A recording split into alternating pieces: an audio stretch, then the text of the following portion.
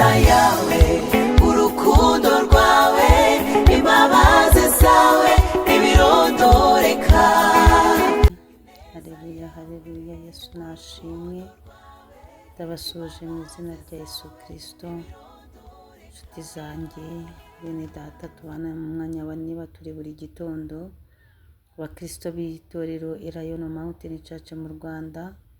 Imana ihabwa icyubahiro, irabikoze, irongeye itugiriye neza, irongeye iravuze ngo baho ubayeho. Imana nishimwe, Imana ihabwa icyubahiro. Iki gitondo ni igitondo kidasanzwe, ntago kigeze kibaho, ntikizongera no kugaruka. Niyo mpamvu nakubwira ngo banza Imana, ushime Imana, banza Imana uyishimire iby'imirimo y'amaboko yayo yakoze ku buzima bwawe. Banza Imana mwene data, oya ntukagende udaherezeje Imana icyubahiro, ntukabyuke ngo utambuke wibagiwe ko Imana ariyo ibikoze. Ongera ushime Imana, ongera ubwire Imana uti Imana urakoze. Imana ishimwe, Imana ishimwe kubw'ibyo yakoze n'ibyo yakoze n'ibyo izakora. Imana ishimwe, dukusanyirije hamwe amashimwe y'imirimo y'amaboko yayo. Tunezerewe Imana ku bwa gahunda yayo ku buzima bwanjye n'ubwawe. Imana nishimwe. Iki gitondo muri kumwe na Bishop Leonira, umushumba w'itorero Elayono Mountain Church mu Rwanda. Imana ishimwe, turacyavuga ku neza y'Imana. Ineza y'Imana ntirondoreka.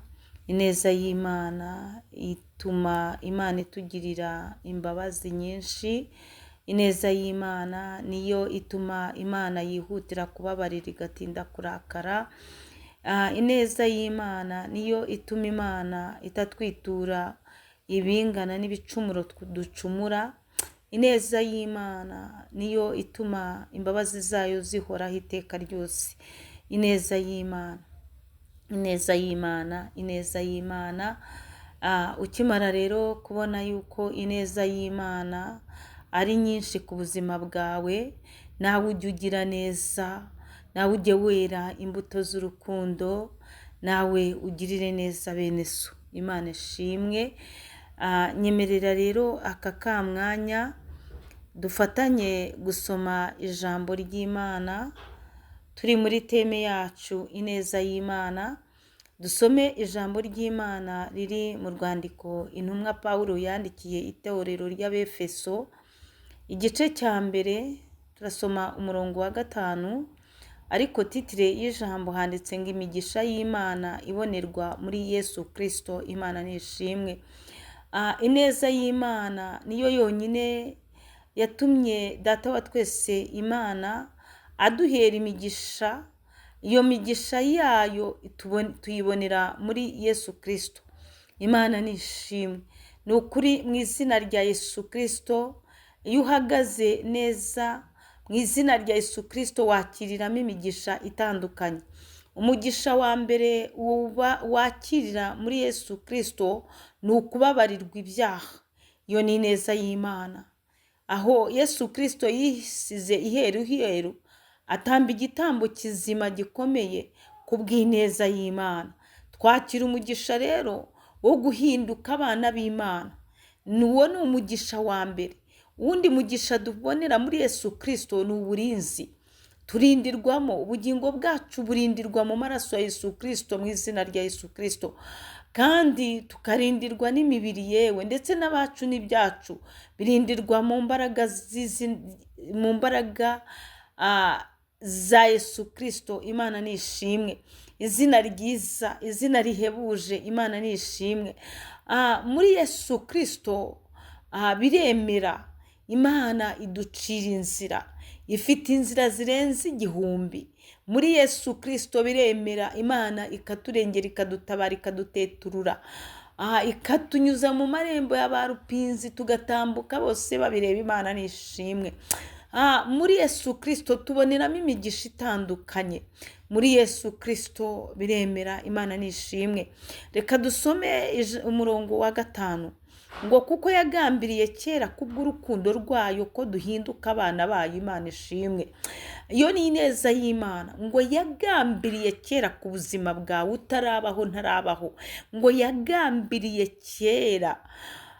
Ngo yagambiriye kera yagize urukundo rutuma igambirira yuko duhinduka abana bayo. Imana ishimwe.